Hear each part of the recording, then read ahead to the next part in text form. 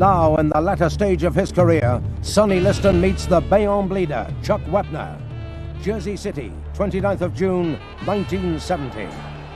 The Jersey City Armory is the venue, and here in the first round, Liston in his 54th professional fight.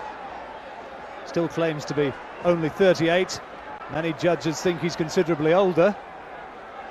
Chuck Wepner at 6'5". You can see he has considerable height, reach advantage. But Wepner's big problem always is tendency to cut. They call him the Bayonne bleeder because of that. And the one thing Liston's been able to do throughout his career is really throw that left jab fast and accurate. 17 years as a professional now, Sonny Liston. Chuck Wepner blasted out in 1969 by George Foreman in only his 4th professional fight, but he started fast here against Liston. Wepner does have a big left hook, that's his danger punch. Comes into this contest as the New Jersey heavyweight champion, and of course is the local man, and he'll get considerable support from this crowd, which includes notable celebrities. Muhammad Ali's at ringside, signing autographs for those who call him Ali, and studiously refusing those who call him Cassius Clay. Joe Bugner also here, Joey Giardello, Emil Griffiths, great names of the boxing world.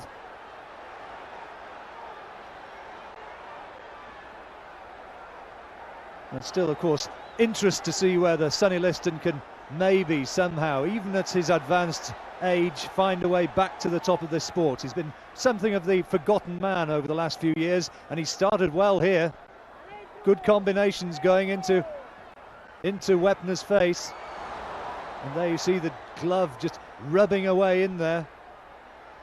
Wepner, who's spoken to the commissioner before the fight, urging that he should make sure that the referee doesn't stop this on cuts. Referee Barney Felix, he looked after Ali Liston in their first contest back in 1964. Good right hand from Liston.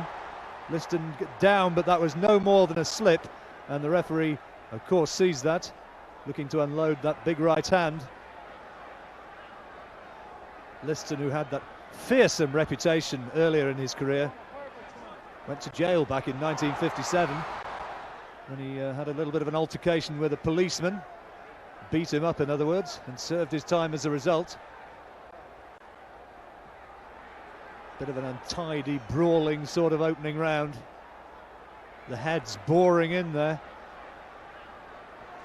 Oh, good right hand from Liston.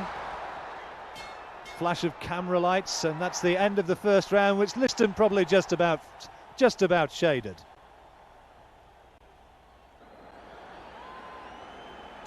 Not too much between them in the second either. We pick up the action in round 3. Liston in the striped shorts. The shorter man stands about 6'2½". He's already getting success in this period with that left jab.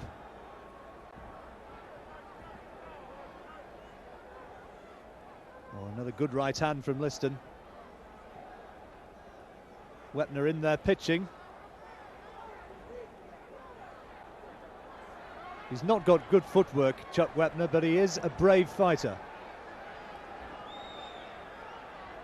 Barney Felix having to separate them again, and Liston's back onto the offensive with that jab once more. Still in good condition, Sonny Liston, weighed in at 15 stone 9 for this fight. Wepner, the heavier man, 16 stone 4. But you can see that Liston, who works out at Johnny Tocco's gym in Las Vegas, has really got himself into good shape for this contest.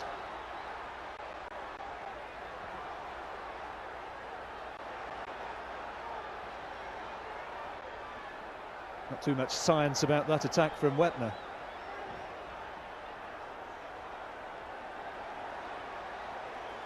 Liston again jumping in behind that ramrod left jab.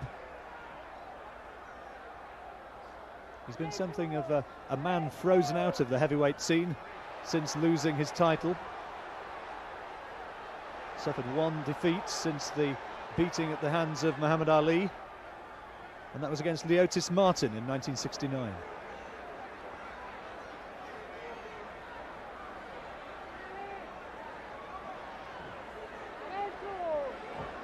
Referee letting Liston get away with a lot of work with the head. And a complaint from Wepner, I think suggesting as much, as Liston went boring in with his head. And there again you see the clash of heads. Liston, of course, will be only too well aware that Wepner can mark up and cut very, very easily.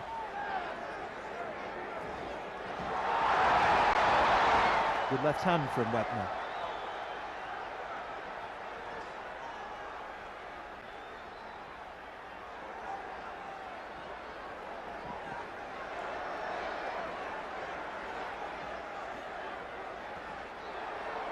Considering he's got to maybe slightly the shorter reach, Liston really getting through a lot with that jab.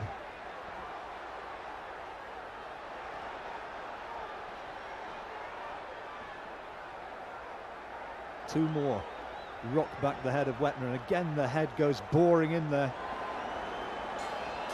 Referee having a little bit of a look, and a little bit of a telling off as well for Sonny Liston for use of that head. And there's a cut. A bad cut over the right eye.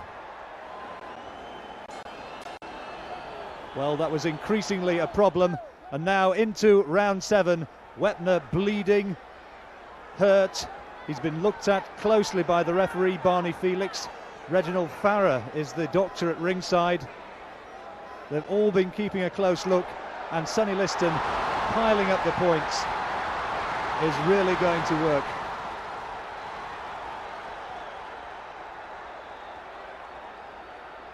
The jab's been insistent over the rounds, rocking back Wepner's head again. The initial cut in the third, probably caused by a clash of heads. Certainly Wepner thought so, and the referee ticked Liston off for the use of his head, but Liston got away with it. And now the superior boxing skills of the former world heavyweight champion carry him towards a fairly emphatic lead.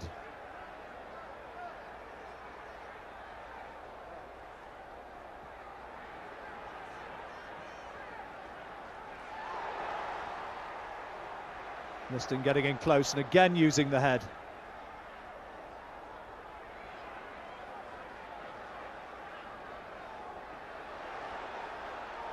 Wepner trying to unload combinations, but all the time he's trying to keep Liston back, away from that damaged face. He's got cuts now around both eyes, and it really is starting to look a blooded mask, his face.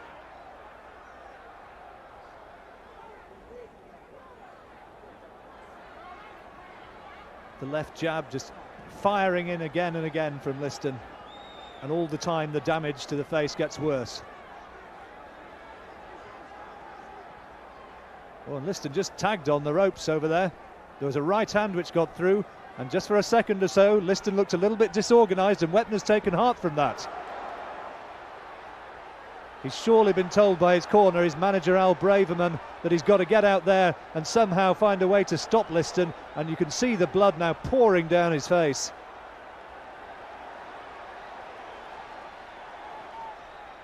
The right eye is in a dreadful state. Good right hand again though from Wepner. Such a brave fighter.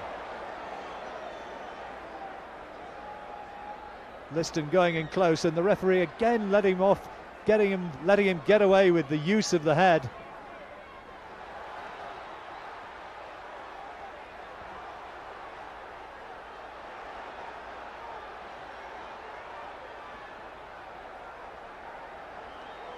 Good jab. But Liston shipping punches again. There was a good left uppercut in there, and punches thrown after the bell.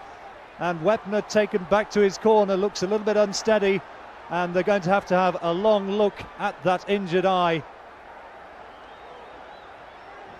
Feverish work on that injury, and the ring doctor going across to have a close look. That's Reginald Farrer. Is the fight going to be called off? It wasn't though, and now we pick it up in round 9.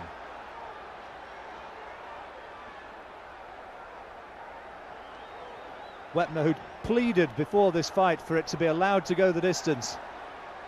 He didn't want it to be stopped, but he's on borrowed time now.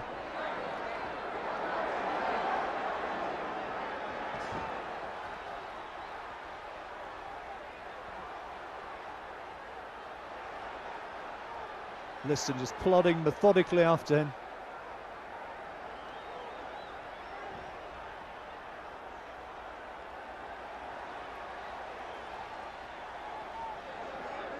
The one-punch power which blasted his way past the likes of Floyd Patterson, maybe no longer there, but let's not forget that Chuck Wepner is a big, strong man. Only down once in his career prior to this, and that was against George Foreman.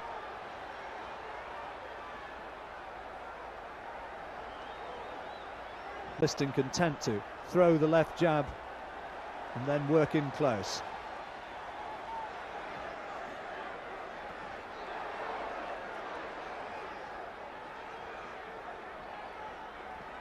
Well, those are good solid body shots from Liston.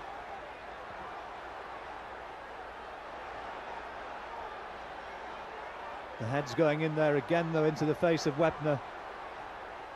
And all the time, the big Philadelphian, his face marking up more and more.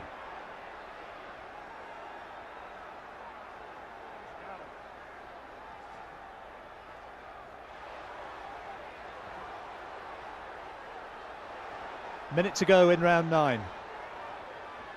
And again, the blood now pouring from the right eyebrow, and the left eye damaged as well now on Wepner's face.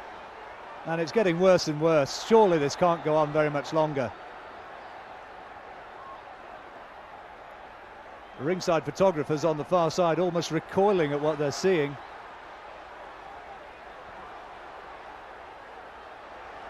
Al Braverman in the corner for Wepner is urging him forward, telling him to come forward, carry the fight to Liston. It's all very well being brave in the corner. It's Wepner who's out there taking the shots, and it's Wepner who is getting the most awful beating around the face.